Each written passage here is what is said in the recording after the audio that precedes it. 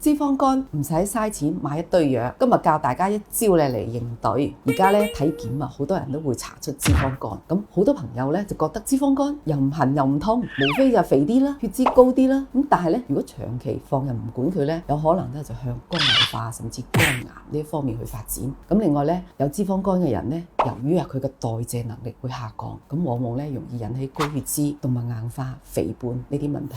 咁想調理咧都唔係話好困難。